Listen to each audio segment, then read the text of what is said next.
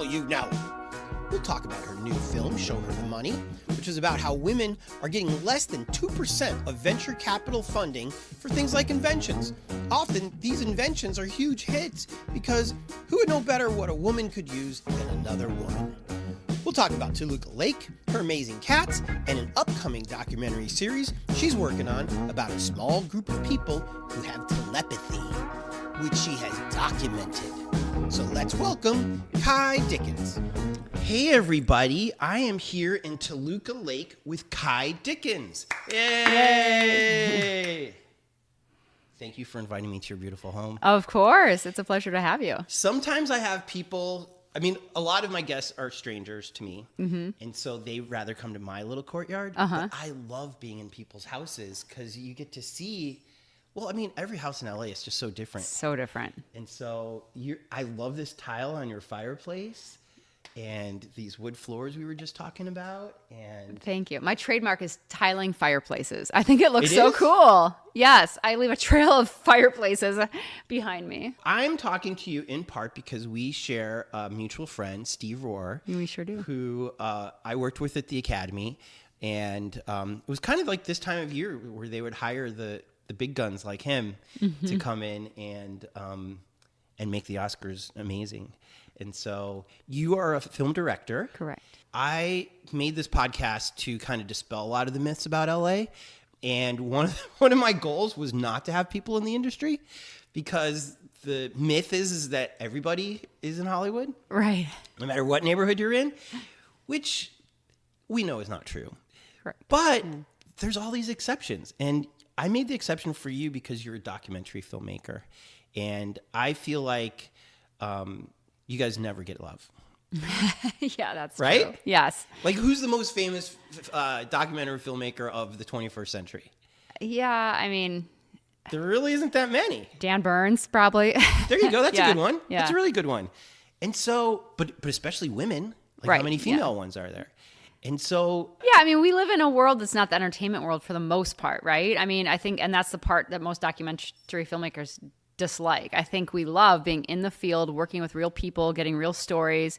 You're usually nowhere near LA. You're traveling to wherever the story's at, and often you are hunkered down there for a long time.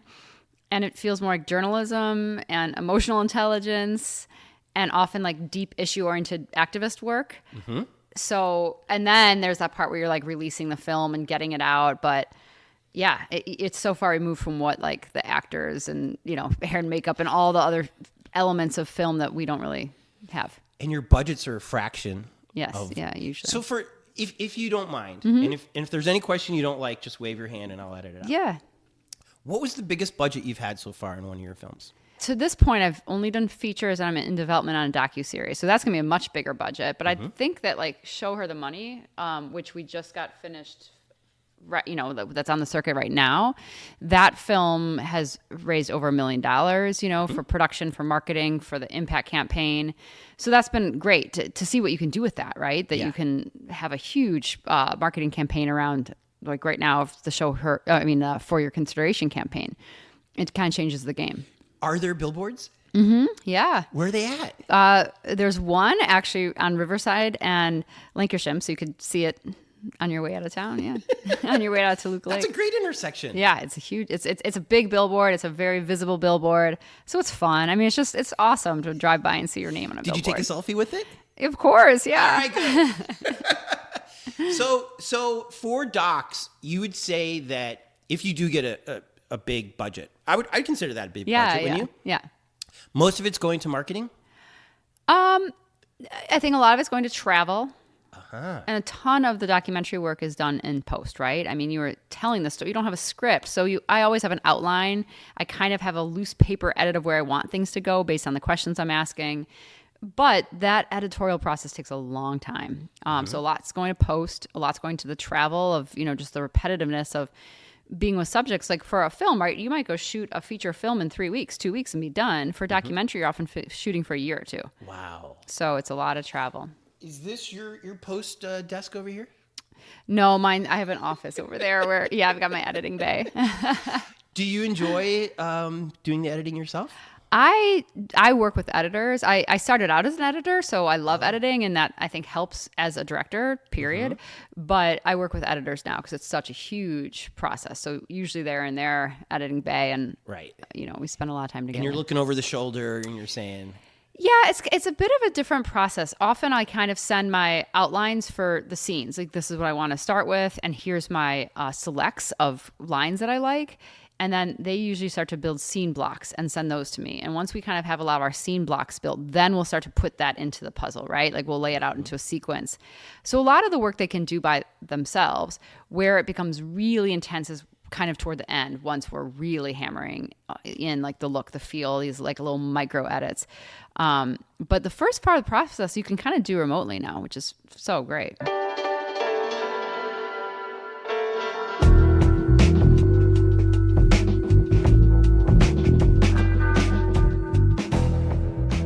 so how many docs have you done so far? Because you're a young woman. Thank you. I've done 5 feature docs, and then I've done 4 shorts. And like I said, I'm in development on a docuseries right now. So What's the docuseries about? If you can't tell. Yeah, it's a little bit. It's about people, non-speakers with autism, who have telepathy and other extreme gifts that the world doesn't know about. Yeah, and it's really widespread. It's fascinating. It's different from a lot of the work I've ever done, because a lot of it is social issue oriented. You know what I mean? Yeah. I'm trying to help with like LGBTQ rights, or with getting paid family medical leave, or getting healthcare for all. And I had a friend die, a few years ago, and it kind of made me think, like, I really want to start like asking the bigger questions in my work. If I can just spend 5 years, maybe I'll figure out what I believe and what I think about. And it kind of changed for a minute what I was reading and what I was listening to. And I heard this podcast with a neuroscientist who, was educated at Harvard, Johns Hopkins, brilliant woman. And she had been working with non-speakers with autism. So this is not about autism. This is about people who really can't speak, or, have lost that sense, but are completely in there. They're bright, brilliant people. Often they just can't get out, because speaking is a fine motor skill. Pointing with a letterboard is a gross motor skill. And often these kids learn to point with, and learn to communicate via the letterboard. However, a lot of parents were starting to, report to this doctor that their kids would freak out and hold their head if the mom or dad had a headache, or if they think about where they hid the Halloween candy, their kids would go get it, stuff like this. Well, anyway, once she found some non-speakers who had learned to communicate via the letterboard, because they were taught what, the blanket term for that is spelling. A lot of these kids would say, Mom, I can read your mind. Dad, I could read your mind. So this neuroscientist started studying that with multiple cameras, would put a screen between the parent and the child, would show the parent made up words, fake words, an image, and the child could tell you and spell out exactly what the parent was looking at. So it was very hard for me to believe. I'm a science nerd. I mean, I'm a nonfiction storyteller. I pretty much only read like nonfiction. Went and watched the first time and brought all my own cues. I brought the iPad. I bought a new iPad. I put my own random number generator on it. I brought books about my father-in-law, who has since passed away, but that he wrote that no one would have. I'd flip to a page in the book, and the child could say what was in the picture that I was looking at. You could point to a word on the book. You could write a word, scratch it out, write a new word. And I've now documented this in every culture, in America, in India, in England, Pakistan, Mexico. We have subjects from all over the world. And the parents who know this, it's pretty widespread. It's just no one believes them. No one's ever believed them. And it's a hard thing to believe. But this is what I will say about this, is that what I realized is it's not paranormal, it's normal. It's just that our paradigm is wrong. Like, we have started to believe as a society that consciousness begins and ends in our brain. That's it. There's nothing more than that. And what these kids have taught me is no, consciousness extends outside of the body. How and why, I don't know, but it does. And once you see with your own eyes that this telepathy is happening, then it really makes you question everything else and makes everything else seem possible. But like our crews, like my DP, who I love dearly, he's a Chicagoan, just like you and me. And he's like an agnostic atheist. I love him because we're a little bit different. Like, I always want to believe, and he never wants to believe. And he was on these first shoots and was like taking down the mirrors and let's get rid of all TVs. Like, what are they seeing? How are they doing this? Once every reflective surface was out of there, once the kids were blindfolded, then he was like, oh my gosh, this is happening. he was so shaken up after the first shoot. And then the day after that shoot, he was like already talking himself out about how he didn't see what he saw. Then we went to New Jersey and it happened again. And at that point, I walked into the battery room where he was charging batteries, and I saw him like on the couch, head in his hands. And he's like, what does this mean? He's like, do I have to believe we have a soul? Is there a God? Like, what does this mean? And I was like, exactly. So now he's like a complete, and all the crew, I mean, some of the crew have stopped working in their field and started to work with the population of non-speakers with autism because they were so moved. Like, wow, these kids have abilities we don't have. They don't have a disability. There's a lot of efficacy involved, and I don't think people realize this, but it's really true that the second someone starts doubting them, they won't do it. And we've had people in the room when we're filming who are like, oh, there has to be this, just sending out the negative thoughts, which the kids can hear. Right. And I've had to ask people to leave, and then all of a sudden the kids are flying again and doing it. And they're never wrong. It's not like, oh, they're wrong 50% of the time. It's statistically relevant. It's 100% of the time. They don't miss. So that's what's so fun about the docuseries is every time we've gone and filmed, it's easy to prove. In fact, like as we get ready to pitch it, I'm like, should we just, but have to be careful because, the kids are very sensitive to noises, to light. So it's like protecting them. Yeah. Making sure they're not exploited, but also, these families really want to get this out there that it's happening. It's real. And these kids should not be dismissed by society and treated like just completely ignored and disenfranchised, right? I have now so many questions. Can we use this in our military? Like, are these kids going to be kidnapped for other militaries? Like, gosh, like they could be abused in a way, yeah, or like totally championed, right? Right. It's so interesting that you say that. And because as part of the research, there's a book by Annie Jacobson called Phenomena, which is not about the UFO stuff. It's about the declassified CIA program that happened in America for a long time around ESP and remote viewing and that type of thing. It's rich, it's dense, it's so well researched. It's got a huge appendix, which I always appreciate. And we've done this. I mean, we've done this. Russia's done it. China's done it. Like there's an ESP race kind of going on between superpowers. Is there really? That's real. Yeah. And like we say that we ended ours 20 years ago, but I've talked to people inside that are like, we haven't. We're right. Still using this because it works.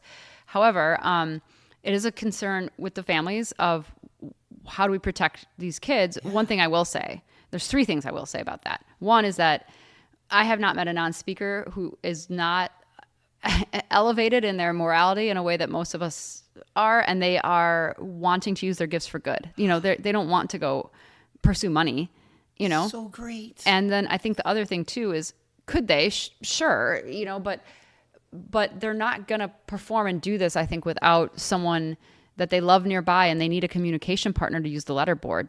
You have to train and work with them to get there.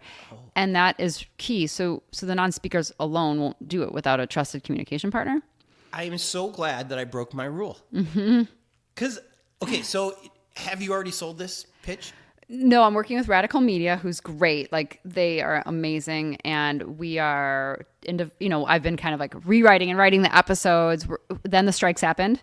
All right. And it put everything on a back burner. And I thought, nonfiction will have a great time the way it happened in 2008 when the strikes happened. And that was not the case. The studios, I think, just kind of sat on their hands waiting, closed their pocketbooks, waited to see what happened. Yeah. So I think we'll start pitching it in January. I feel very confident it's going to get picked up. Sure. I just believe it more than I've ever believed anything. Can two of these people talk to each other through telepathy? Yep, that's episode 2.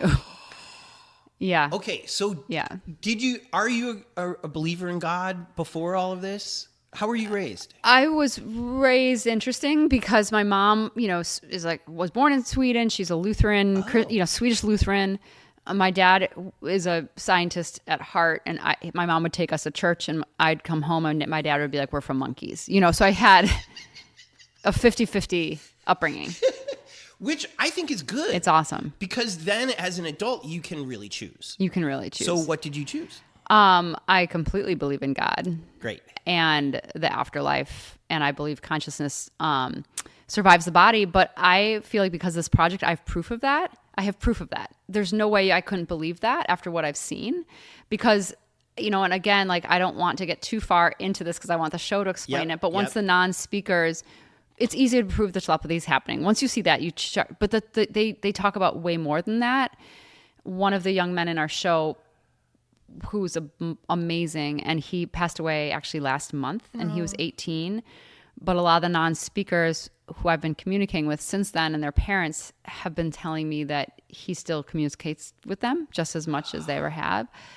And I think one thing that is, you can't ever put a broad swipe over autism, but one thing I will say about all of the people I know with autism is they're very authentic. Yeah. There's no, there's not a lot of fake outs and dishonesty and manipulation. Yeah. And the non-speakers have no reason to all be saying they're seeing this young man. There's no reason. And that everything has just corroborated over and over and over again. Mm-hmm. So I feel like I have proof of the soul now. So do you think this is a reflection of God? Do you think this is a gift that God gave to these people? It's a great question. I think that things like ESP and telepathy have always been a part of humanity and the animal kingdom. I mean, you think of hive mind with bees. They know what they're doing, and sometimes it seems like they're sharing a consciousness. Schools of fish that can move as one, birds who can move as one. They've studied all sorts of animals that seem to be able to speak from far distances, and we can't explain why. Oh, wow. And as far as human beings go, there's been a lot of research in this, and it gets disregarded and dismissed because science and academia and our culture at large is so entrenched in materialism, the idea that matter is only what you can see and feel, and same with consciousness, it comes with the brain. Mm-hmm. So where this has left me, and I think it has left a lot of people who look at it and have spent time with it, some of the researchers we're working with too, who are biologists, neuroscientists from Harvard, from Cambridge. I mean, they're bright people. There's either two options. One is that consciousness is kind of a signal coming to us from somewhere else. So if you think about our brain as being like a smartphone, right? Like depending on what apps you have, you can use it differently. If your phone breaks, the signal won't work very well. You're not going to whatever. But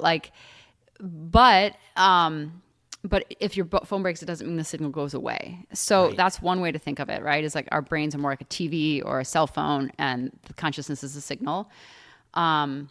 Another way to think of it is, yes, that we have like a soul that doesn't need a body, that is able to communicate without a body, and possibly both are correct.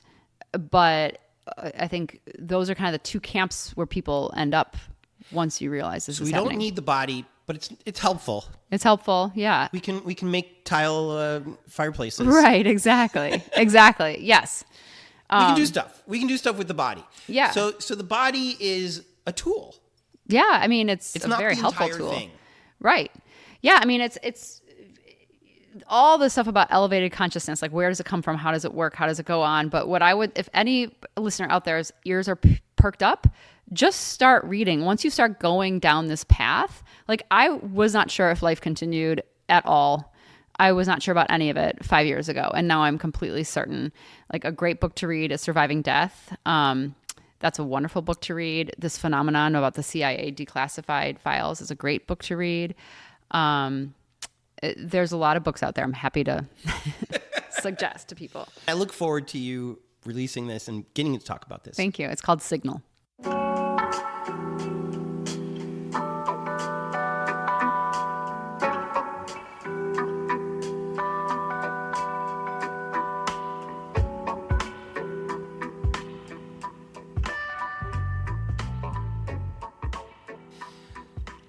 Toluca Lake. Didn't Bob Hope live over here? Yeah. I think he was on the Burbank side. Toluca Lake is kind of half Burbank, half LA. Yes, and Bob Hope was over here. Big, huge. His house was just up for sale. Oh, that's right. Yeah, it was gigantic. Yeah. Now, you've only lived in California for 6 years. Mm-hmm. What made you choose this neighborhood? Well, I love the Valley. And I think coming from, being born and raised in the Midwest in Chicago, my wife is from Minnesota. I mean, I always wanted to live in LA, but I just kind of just assumed you'd be in traffic the whole time and that yards would be small. I don't know what I thought. I just didn't think I had no idea. Yeah. And when looking for houses, and I was all in like East LA, I have a lot of friends in like, Los Feliz and Helm Park and Eagle Rock and Glass Hill Park. And that's where I was looking, Mount Washington. Then at some point I came over to the Valley and I was just like, oh my gosh. I mean, these big yards and like sidewalks and, in a lot of areas, walkable neighborhoods where you could walk to Trader Joe's and walk to all the restaurants. And I was just in love with it. It was like a wide spread out, beautiful, like suburbia meets super progressive, creative. I mean, the studios are right here. You've got like Universal, Disney, Warner Brothers, and I just love this area of LA so much. It's not at all what we see on TV about LA. No, it's not. Like even like Toluca Lake, Burbank, like a lot of, this area of LA right around Halloween is bonkers. They close down the streets. People decorate like you would not believe. I mean, huge themes, Pirates of the Caribbean, or, like the entire Emerald City with Wizard of Oz and an electric bill that probably costs more than the house. I mean, the amount of like fun and festivity that people put into Halloween, to the holidays over here. Again, like I said, closing down the streets. It feels kind of magical, and it feels suburban, but with a cool edge. It doesn't feel like where you and I grew up, like the suburbs of Chicago suburban, Right. It feels just really cool because a lot of creative people enjoying the space, their yards, their kids, I mean, one of the things I enjoy most, so I also direct TV commercials, and that makes the money, honestly. Oh, does it? Yeah. Good. And one of the things that's so fun is location scouting. Like I was on a location scout yesterday for a Pillsbury job that's coming up. And we were everywhere, right? Like we were on the west side and it was like a different temperature. Like we were down in like Venice and Santa Monica and it was 20 degrees colder and it was gray and it was like super windy. And then we went to Encino, which like huge but gigantic, streets and gigantic houses, and Studio City that had these unassuming houses, right? Where you're like walking by and that's just like a tiny ranch. And you walk in, it's not, it's this gigantic, behemoth of a house. And there's just so many fun neighborhoods. And I love that you can be like in the mountains, like really in the mountains, like in Mount Washington and stuff, where you walk out and there's like paths and stairs you can climb and do exercises on. And it's just a dream because you have every type of different feel that you could ever want, I think, in LA. But yeah, I mean, I love Los Angeles. And I think when my friends from Chicago are like, do you like it? Like, are people all this and that? And everyone I've met has been really grounded and awesome and wonderful. And I think, sure, like you could go find like plasticky people in any city in America. But what I have found is that creative people tend to be very sensitive, very thoughtful, very enjoyable. Mm-hmm. Not everyone here is in the industry, but most people are touched by it in some way. For sure. And that, like I said, like there's areas all around LA where you're going to find every diversity that you would have anywhere else, mm-hmm. and even economic diversity as well. And I hate the myths that Midwesterners tell themselves about Los Angeles because I absolutely love it. I wish I would have moved out here 15 years ago. Really? I miss my friends. I mean, I have the best friends, best people in the world are in Chicago, in my opinion. But yeah, it's just like the best life. And like we have a 9-year-old and a 4-year-old. We walk them to school every day. It's just, we know all the little people. We go to the public school and everyone in the neighborhood. And it's just dreamy. It feels like the 50s kind of, and not in a creepy, bad, right. white supremacy way, but like just in a way that people still care about their neighbors. Well, in the 50s, I'm not sure that two moms could live That's in a true house too. And raise kids. That is 100% true. So we've come a long way. Yes, we have. So we can have like the charm of the 50s. Yes. But the progressiveness of the 2024. Post-Obama. Yeah, exactly. Let's say. Yeah. Can we talk about that? Sure. About marrying a woman in the Midwest? Yeah. Because on your bio, beautiful website, by the way. Thank you. On your bio, when it said you have a wife and 2 kids, mm-hmm. I was like, oh, she met a nice surfer girl mm-hmm. in LA. Yeah. But you guys met in the Midwest. Yeah. How is it different being a lesbian in the Midwest compared to in LA? I don't know if there is much of a difference. I mean, Chicago is a huge like LGBTQ scene, and so I mean, it's vibrant, it's awesome. There's so many parties, everything you could possibly want in Chicago, and I think in a lot of cities now. Yeah. I think the bigger thing was both of us came out, 20 years ago, and that was a different ball game. It was hard coming out to our parents. Yes. Well, I ask because of this. So mm-hmm. I just turned 57. Mm-hmm. You look great, by the way. Thank wow, you look like you're like 30. God bless you. I cannot believe that. It's the weed.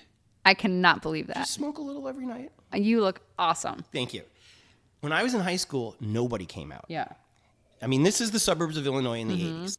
But I feel like today is so much different. It's so much different. That even like trans kids are like the kings of the school a little bit and For protected. Sure. For sure.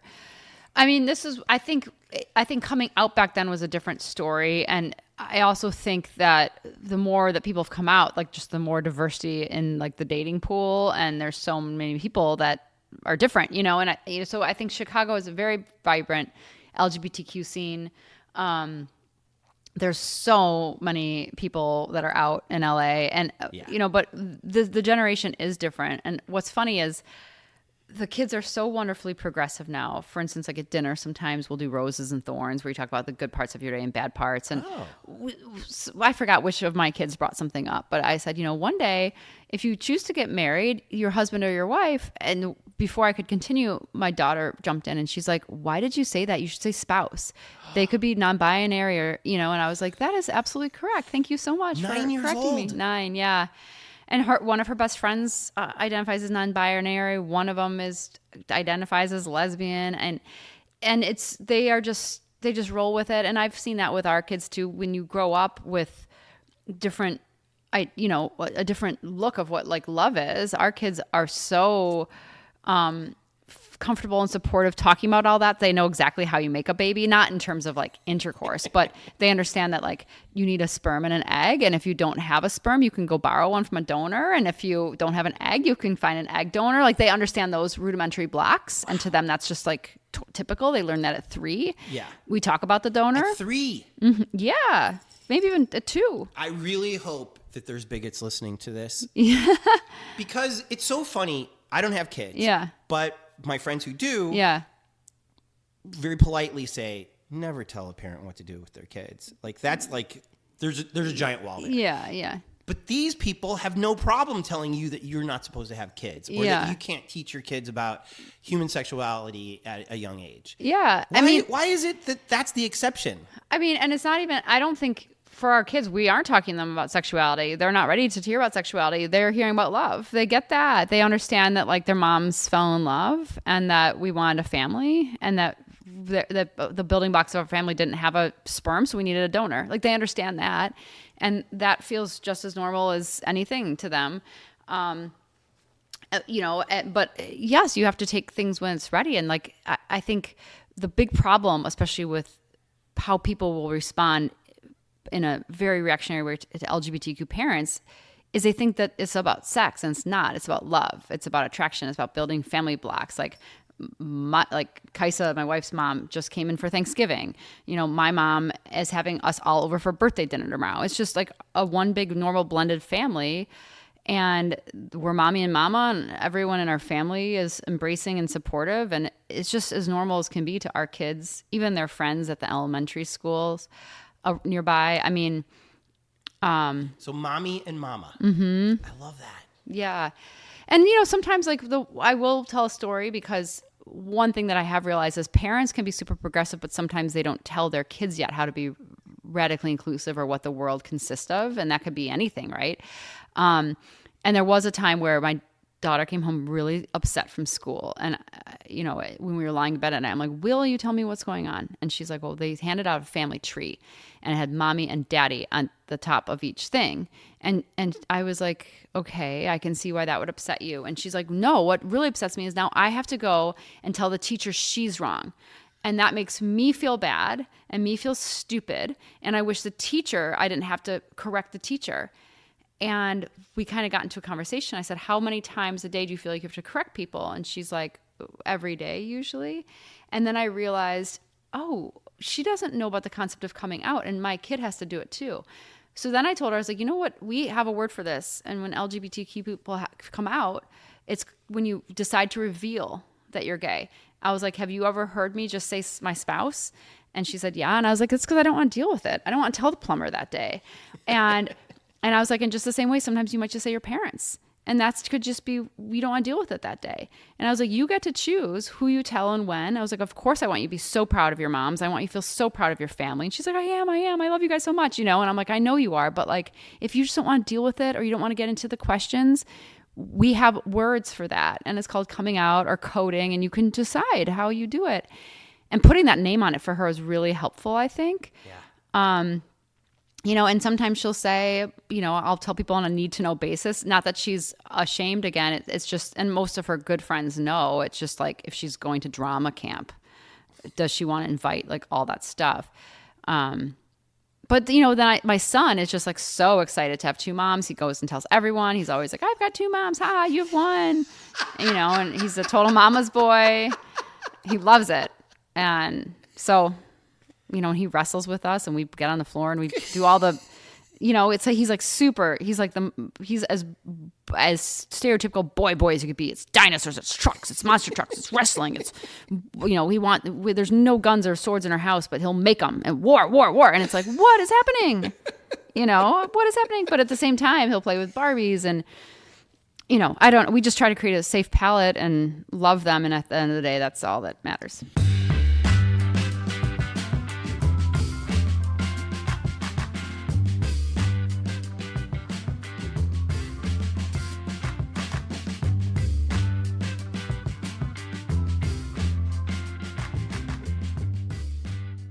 You were telling me that your father-in-law was a Republican politician.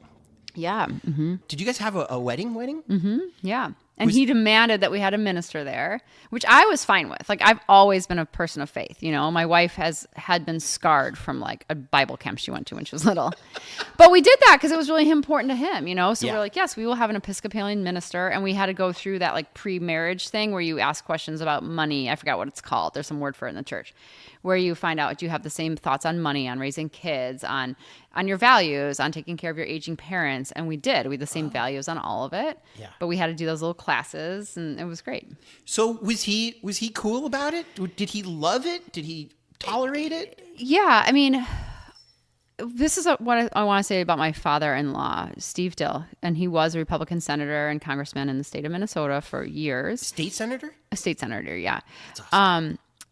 He was the last of what I consider the like best type of politician, in that no matter what the party said, he would just get along with a good idea. And so many of my films prior to Show Her the Money, the one that I have out right now, had been about pretty progressive issues like paid family leave for every American, healthcare, making it more accessible or even universal. My first film, Fish Out of Water, was what the Bible was about what the Bible said about homosexuality. So wait a second, what was that called? Fish Out of Water. Where can I see that? I can send it to you. I think it's on. Actually, I know it's on Vimeo. It might be even on YouTube now. It was on Netflix originally, and then Netflix expunged their older movies. How does that make any sense? I know, because it was released on Netflix in 2009, but it's called Fish Out of Water. But I know the distributor, First Run Features, has it up on Vimeo, where you can rent it there. It's like a Vimeo. Netflix wants people to subscribe. They have these movies. Do they not own the rights anymore? No, it's just that it was an older film. Like Fish Out of Water, when I made that in 2009, was 4:3, ratio. And I think they were they wanted to like modernize their slate. So a lot of their older movies they let go off the platform. I just saw Saltburn. Have you seen this one yet? Mm-mm. One of my favorite movies of the year. Okay, I'll check it out. I think that was in a strange aspect ratio too. It might have been. Yeah, I haven't seen it. It wasn't 16:9. Okay, yeah. It was odd. Nobody cares. Right. I mean, people don't movie's care. a movie. It's a movie. And that movie was such a helpful tool to people. But what I will say is that he was wonderful, because like when Kaisa came out, he went from a platform of like a man, marriage should be between a man and a woman, to I think revamping it because he knew and loved his daughter and knew she wasn't, some spawn of Satan, which is at the time they were making gay people out to be. Yeah. And I had showed him my movie, Fish Out of Water, and then he became a huge advocate for marriage equality and was like, this is going to be helpful for families, for raising children, for financial and health and wellness of a family unit and of society at large. Like, he became a huge advocate for marriage equality. And he just would get on board with any issue if it made sense. And I think that's where we've lost our way in politics. Yes. Is we're not even making sensible decisions. Right. It's all entrenched with money and corporate interests. Which is, I still can't believe, because guns, for example, we see all these school shootings, and I want to believe that these Republican politicians give a shit about their kids or about the environment. they won't do anything about global warming or any of that kind of stuff too. And so it's like, how much money do you need before you start actually caring about your kid's future? I know. So that's the part that I'm still stuck on. Like, is there enough money for these people? I feel like it's not about them getting money. I think it's them keeping their job. These people are bankrolling their campaigns, right? So it's like this threat of you'll be thrown out of office. We won't fund your campaign. Yeah. And they don't want to lose their job. And it is. I feel like there should be term limits, so that's not a thing. And more than 2 parties. Right. But I'm even thinking about like the older politicians. Mm-hmm. So like Mitt Romney, who I think is closer to your father-in-law than most. Yeah. Isn't it time for him to say what he really believes in, especially as this like Mormon Christian guy? Yeah. Yeah. Like, and I feel like he has at times. Like, I feel like he's come out like and been like, yes, we should have some like sensible gun laws. Yes, we should care about the environment. You know, yes, Trump is not telling you the truth about things. Like, he has been awesome at times. So, yeah, I mean, I feel like integrity is everything. I can't imagine ever making a choice about based on money versus my ethics. Right. I just can't. Especially when you're already rich. Right. And you have this great legacy, relatively good legacy. Yeah. And you're old as hell. Like, now is the time. Yeah.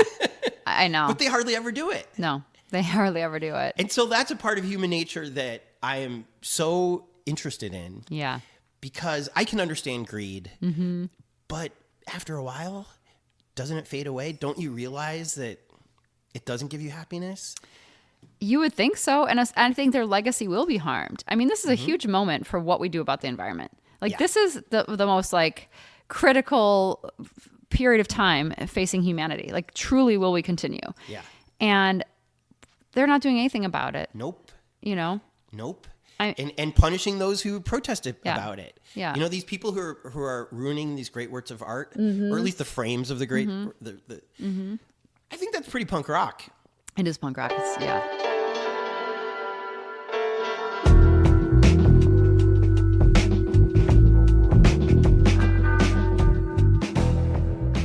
Fish Out of Water is my first documentary ever. My 5th one that just came out, I need to just plug this, is called Show Her the Money, is about how only 2% of investment funds go to women. So 98% of all like venture capital funds go to men. So if you can imagine like a behind the scenes of Shark Tank about women founders trying to get their inventions funded, and why this is a huge problem, such a huge disparity. Do women have good inventions? Yeah. I mean, incredible things.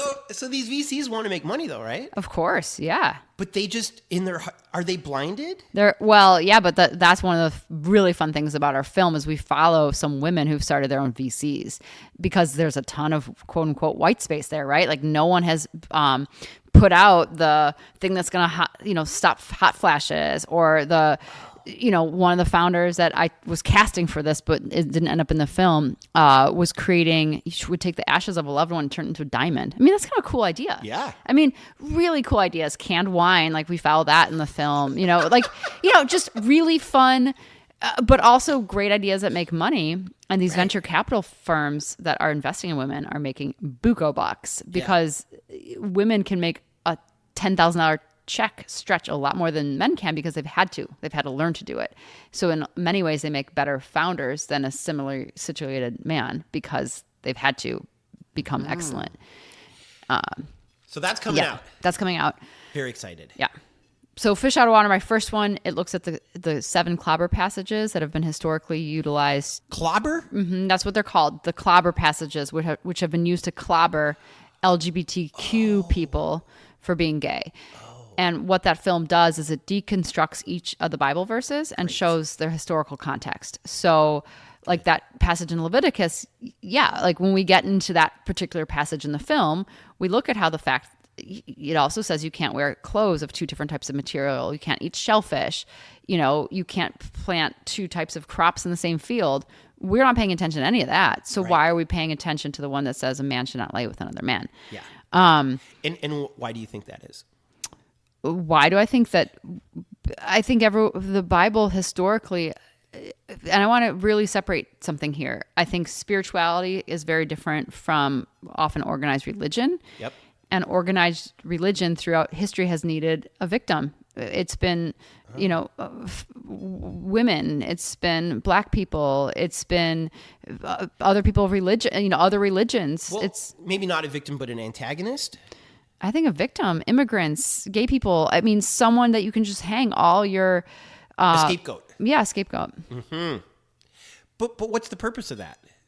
So that those who aren't feel better about themselves? I have no idea. It has not served us very well. I mean, right. Shaming, harming, victimizing someone is not the Christian way. It's certainly not what Christ would want. I mean, he was a man of utter radical inclusion, bringing people in from the margins of society and healing and making them whole and helping them to be seen and loved for exactly who they were. Right. And one of the things that I just want to talk about really quick about this is so the impetus of making Fish Out of Water, my first film, was because when I came out in college, I also was leading the Bible study, and I got a lot of flack from my friends who were like Christian conservatives. I went to Vanderbilt, and that's what was down there. And so I started, I'm a curious person, so I started going to different ministers around town and making appointments and being like, what does the Bible say? What's going on here? Like, am I going to hell? Because I don't feel like I'm a bad person. I actually feel like I'm a really good person. And they would sit with me and say, look, like, this is all taken out of context. You have to look at the Roman, and some of the original languages in which this was, and translated and retranslated and retranscribed in. The word homosexuality was not even coined until about 100 years ago. What they were talking about back then was, male temple prostitution, ownership of women. You couldn't own a man, all sorts of different things. It was not talking to or referencing loving someone of the same gender. That was just not even conceived of, that would be a possibility. And if we look at, Jesus didn't say anything about some of the issues we have today, nuclear warheads, right? Nothing about same-sex relationships and homosexuality or, being trans or non-binary or anything like that. But we can infer from what Jesus did talk about what he'd say. And many of these ministers were saying, he would judge a relationship based on the fruits of the marriage or the relationship, not on the genitals of the partner. Are you loyal? Are you loving? Are you thoughtful? Do you care about people? Do you make a difference in your world? Do you care about community? Do you as a person like love and forgive and care for others? Not what genital does your partner have? Right. And his final commandment was love each other. Yeah. Yeah. Unless they're the same sex. Yeah. Nope. Just love each other. I almost looked at it as he just threw his hands out. Yeah. And it's like, all my rules, you guys are such idiots. Can we just basic it down for you people? Yeah. Just love each other because you're driving me crazy. Yeah. Right. And that's where we've come so far from that. And I mean, that should be our number one thing. When working on Show Her the Money, my current film, I looked a lot about like how power has become in such a way that men control most of the money, most of the capital, 98% of the investment capital going to women. And I read this wonderful book called Cassandra Speaks, and it talked about how men have done power for millennia. And a lot of it's about fear. It's about leaving out. It's about dominating. And women have kind of felt the need to like try to mimic that power to fit in. And this book was like, no, women do power your way, which is like, it is emotional. It's thoughtful. It's empathetic. It's talking. It's bringing people to the table. It's affirming people. It's not being afraid to include. Don't women fit into this role of power that men have defined? Like, do it our own way and try to be role models in that way. And hopefully men will start to talk and communicate and soften. Because that softness is not a problem. I think we need that right now. Mm-hmm. Okay, so all these movies are going to make you a lot of money. I hope so. Wow, that'd be great. Do you want to continue in documentary films? Do you want to do features, like fictional features? Look, I just directed my first narrative. It's a short, though, and that's coming out. And, I like directing narratives. That's fine, but I love documentaries. I love it. I mean, I'm a nerd. I love diving into an entire topic, becoming an expert in that world, like becoming close to the topics at hand, working to change something, working to inform a populace of something. I mean, I just love it. I love it. And I kind of feel like Netflix has helped documentaries a lot. that Yeah. there wasn't real, like maybe there was PBS before Netflix, maybe a Yes, little bit for on sure, yeah. HBO, but it was just a trickle of films that would come out over there. Yeah. Do you feel the same way? I do feel the same way. And, a lot of that was based on true crime projects, of course, and HBO also has great docs. But yeah, I mean, incredible docuseries have put documentary filmmaking on the map. I think HBO and Netflix have just given people access to it in a way where before you maybe had to go to like the art house theater in, like the Music Box in Chicago or something. Yeah. And now you can just click on your TV and watch it. And I think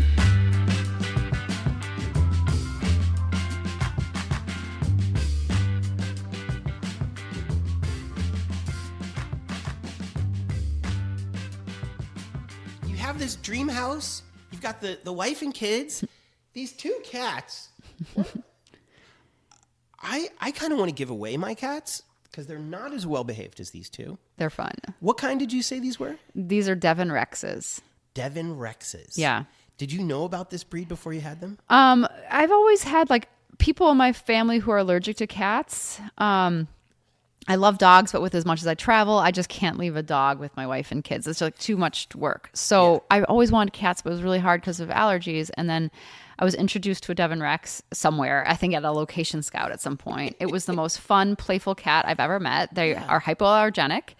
And so you don't really have those same allergies around them. They're kind of like dogs. They come when they're called. They snuggle with you. They play fetch. And I'm in love with them. Yeah. The short hair, is that all year round? It's all year round. So they don't really even shed that much. They don't know, not at all. No hairballs. No hairballs. They almost never cough up a hairball. Oh my God. Yeah. Every morning before I feed my cats, I do a quick tour to see if there's any treasures waiting for me. Yeah. You never have those? Never have a hairball. Maybe once a year. Okay. Yeah. That's fine. Yeah. It's great. So what I'm saying with all your success, for the next generation of documentary filmmakers, do you recommend film school?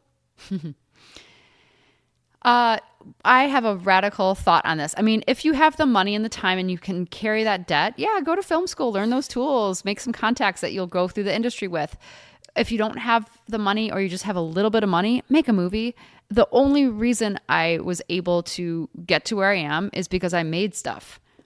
I mean, with Fish Out of Water, I did not know what I was doing. I had total imposter complex, but I knew the story I wanted to tell. I knew I wanted to tell this story. And my best friend and I threw costume parties. Kristen Kaza in Chicago, big fun. Now she's a big time event planner, but we just threw parties at the Holiday Club, $350, $750, $850, whatever it was we got a night. Like I would fund my next trip, and I did it all by myself pretty much. I would have my friends come carry the mic. Well, I didn't know what I was doing, but that movie did great. And then I learned what I was doing. And then the next movie was like so much more elevated. And then the next one was even more elevated, and like after Fish Out of Water, I started directing TV commercials. That became easy, I think, because I knew how to edit. Like I started out as an editor, but now, yes, I think I'm at a place in my career where I'm really proud of as far as both my TV commercial directing as well as my documentary directing. I did not go to film school, and you can learn it just by doing it. You're as good as your reel. You're as good as your idea. And you will do it if you've got the passion and the grit and you don't give up. Like no one's going to do it but you. You have to be that engine, just constantly the engine, and you'll get there. Well, thank you so much for having me here. Thank you. We can see your next movie. Show Her the Money. Show Her the Money. Who's distributing this? Who are you attached with? So right now we're in talks right now with where it's going to land. Okay. So we have not settled on a distributor yet. Right So now, it's truly indie right now. yeah, it's truly indie right now. There's a big group of EPs who've made raised a lot of money. Like I said, over $1 million. It's going through its whole 4-year consideration for best documentary campaign. It's being released theatrically. We've got billboards out. Like it's fun. And we're waiting to figure out who the best partner would be for the next step. Like, should they follow you on Twitter? Like, what will help you? Follow me on Twitter, Instagram at Kai Dickens. Okay. Which is KY. KY. Were you born KY? No, I was born Christine. Aha. Okay. Christine Dickens, and it became a nickname. One, partly because I hated. Sorry, I'm like bleeding right now. I just scratched my face. Who among us isn't? Okay. So no, my name is KY Dickens. I started off as Christine. There was a lot of Chrissy's, all that stuff. Yeah. And at a sleepover, I think it was like, oh, I can be. We drop off the RIST and it's KY instead of Christy, which was my nickname in like 4th grade. Yeah. I think also I was kind of a tomboy and I hated, like, I wanted a more gender neutral name, and Kai worked. Yeah. So Kai has been my name for decades now. Yeah. Thank you so much, Kai, for having Thank us you. here. And we will follow you on Twitter. We'll go down to Santa Monica to that Lemley. I think there's a really nice restaurant next to it. Yeah, too. there's great restaurants over there. And we'll be rooting for you. Thank you so much. All right. Appreciate it. How great was Kai? You know who we'd ESP with and say, oh my God, thank you so much for everything? Our Patreons. When you stoke us, you're saying, Tony, these $10 would probably do you real good like. So shout out to our Patreons, Nancy Rommelman, Sean Atlow, Matt Mills, Sean Wallace, Greg and Molly, Jamie Taylor, Mark Johnson, Kira Ann, Barney Granke, Ben Welch, Jen Adams, Trevor Wilson, Bree Wild, Dougie Gyro, Christina Up North, Robin Carey, Adam Shorn, Ben from Down Under, Chris from the ATX, Gregor, and Phil. To be a Patreon, just go to patreon.com/hereinLA and hurt yourself giving. Want to support us, but the engine light just went on in your Benz and you ain't had steady work in a little while? You can still help. Post your favorite episode on your Facebook. Start with this one. Just share from our Facebook group and say, listen to this incredible female director. Tweet this link on your Twitter or on your threads. Put it on your live journal for all I care. But tell your friends. Tell them how Here in LA is spelled and that it's on Apple Podcasts and Google and even YouTube. Here in LA is produced by myself, Tony Pierce. Music supervision by Jordan Katz. Songs by Oregon and Jordan Katz. Special thanks to Cindy for creating the logo, Steve Rohr for introducing us to Kai, Jen for inspiring this, and idealistic filmmakers everywhere who dig deep to show us something new, even if a huge payday isn't on the other side.